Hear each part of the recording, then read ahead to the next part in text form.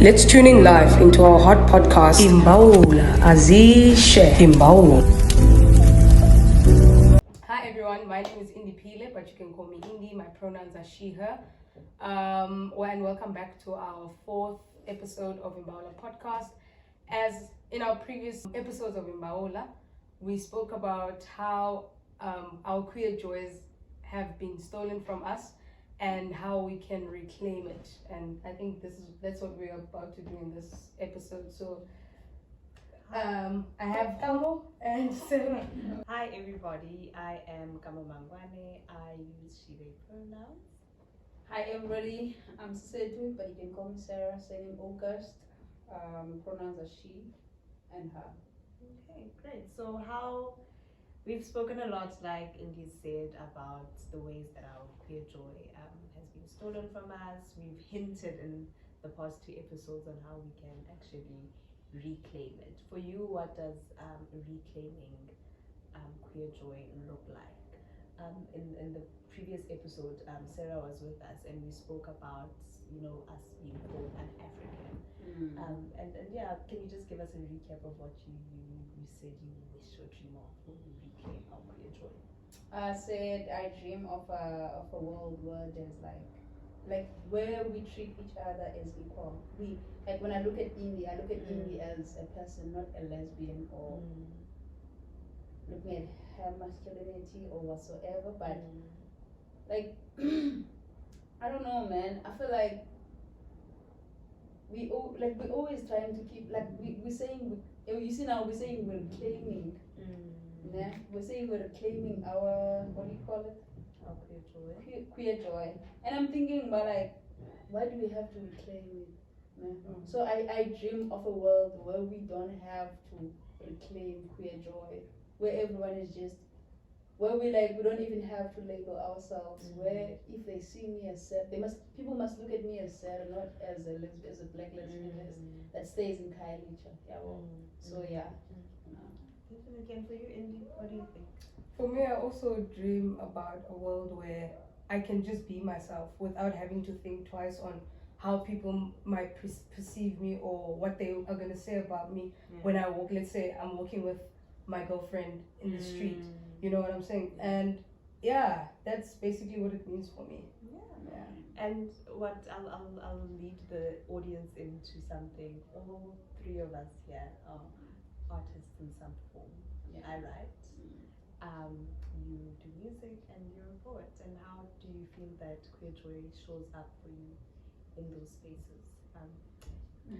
Okay, I'm gonna start with myself. And I always use this example. I always use myself as an example. So, in my family, I'm the only queer gay child in my family, right?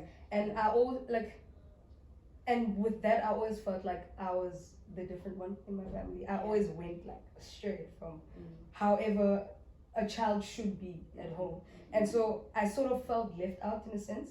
So I would, to find comfort and to find myself in my true form, I would use writing and poetry to kind of collect myself to be me, and that is where I found my safe space, and that's how I made myself be me and find comfort within myself. That's what that's basically. I love that joy for you. Yeah. For you, Sarah? Yeah, and for me, as you said, we all artists. So I use music as a tool to fight homophobia because I feel a need, but we have to fight homophobia and we need to educate people about who we are. And it's sad, but it's a truth there. And then at home, guys, I don't know at home. I think it's also because we grew up in societies where if you look masculine, they think you want to be a man. So even at home, it happens at home. If let's say there's a broken ledge, they'll wait for me to fix it.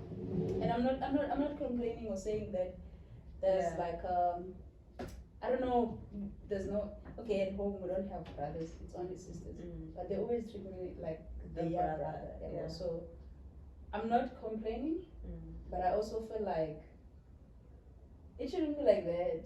Yeah. But also maybe because I'm handy. These things will happen. But also that's. And I think for me, it's really, what I dream of, what I imagine, and I mentioned this in the past podcast, is for us to not, on the topic of queerness being an African, to not inherit really colonial mindsets and then adopt them into our cultures and use that to ostracize queer folks, right? But also, queer joy can be many things, right? It can be the events that we go to, the little pockets and spaces that we create for ourselves. The music that we listen to.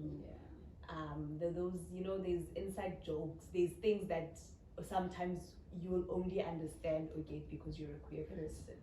And for me, that is also the creation of a pocket of joy for us.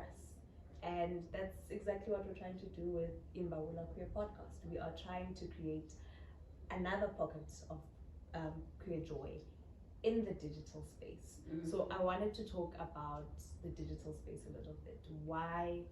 So we know why we've created Imbawula, and it's to create those pockets of queer joy on the digital space. But why was there a need for us to do that? For me, I don't know, but I just feel like there was a need because there are people in different areas that also need these safe spaces, and maybe they can't, they don't have a community where they don't have these safe spaces within their communities, and I feel like a digital platform can reach like different areas and different places, so it's much easier for to find something online for you to relate to, or something that can just change your life. I think that's why the digital platform is a much better way to expose. I don't know. I'm gonna throw a question at you. What color is queer joy to you? What color do you imagine? I'm gonna say blue. Because also blue. You're going to say purple. No, blue is my favorite color, and just sky's the limit. I love that. Blue is just a refreshing color, man. It's I don't know, it's beautiful. I just love the color blue, and I believe that queer joy looks like blue to me. Love that. For me, it's white, because white. I was going to say that, girl, peace. Yeah, for me that's why I think white. I wanted to say that also, Kama, because black and white is like my favorite two colors. So I think also white represents peace. And then we are embodiments of black queer joy ourselves. So I love that you said, because they're my favorite colors, and that's enough for it to be your indicator or your symbol of black queer joy. We also spoke in the very first episode about the friendships that we hold and how they also bring us joy. And for you, I think, just as maybe part of our closing statements, what are ways in which not just your friendships, the relationships that you build in a queer environment, how do they create or bring joy to you guys? To me, I'm gonna say they make me feel more like myself. Because in my high school years, when I was still in high school, I had a lot of straight friends, and they were mostly girls. And whenever they would like sit and have conversations, I wouldn't be able to like jump in and relate to whatever they say. So I would always be the quiet one and be like, but not relating to what they're saying or fitting in. But when I got out of high school and I met more queer friends, I would be able to like hold up a conversation and actually relate to the conversation and be able to say whatever that I want to say without feeling judged, or if I say this, what are they gonna think of me, or so things like that. And on my side, it's something different. I grew up in the Eastern Cape. So Eastern Cape is like, I don't want to say they don't really know what's happening, but it's that thing of there's like that. There's like we're more focusing on the culture that side. I'm not saying we ignoring it this side in Cape Town in the West, but I sometimes feel like our grannies and grandfathers don't know any, like they don't know much about being queer, and like we still need to educate them, even though in Cape Town we're still doing that. But I grew up in I'll say in a province where I had to lie.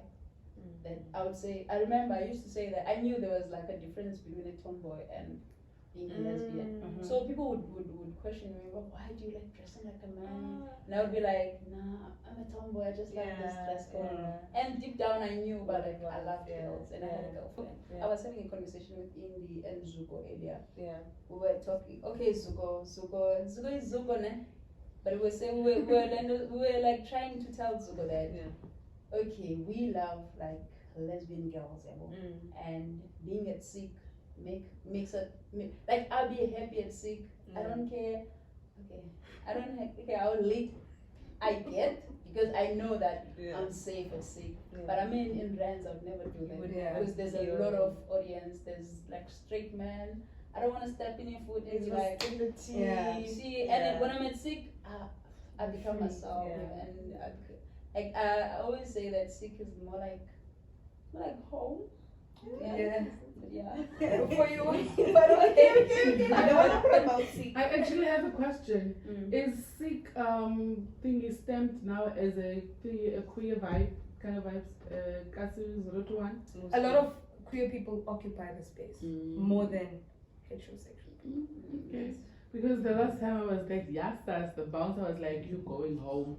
I went to key toilets there, guys, and then they were like, Sesethu, you're not supposed to be here. And then I was like, at least I'm done. Because the line was long. And then it's like, oh, so you're proud that you went there. I'm like, what if I don't feel comfortable in the girls' room? And then he was like, no, it's for your safety. I'm like, no, I don't want my safety, please. So it's that thing, man. Also, I believe also in my surroundings, I believe that I'm surrounded by queer folks. And I'm comfortable in that because they made me Sarah. I don't have to be something or someone else when I'm around them. But I believe when you know the thing of when you're talking to someone old, you even have to change your tone because now you're talking with an elder. So I don't have to do all those things. I become Sarah. And sometimes when you're talking to a straight person, you have to explain everything. Yeah. So yeah, I think I really love that, and I'd love for our audience to tune in to the next 2 episodes because you are going to see visually and in our audio, of course, what we did and how we imagined Queer Joy at our live launch. So definitely come see what Reclaiming Queer Joy looks like for Imbawula podcast. Thank you so much for listening. We'll see you next time. I think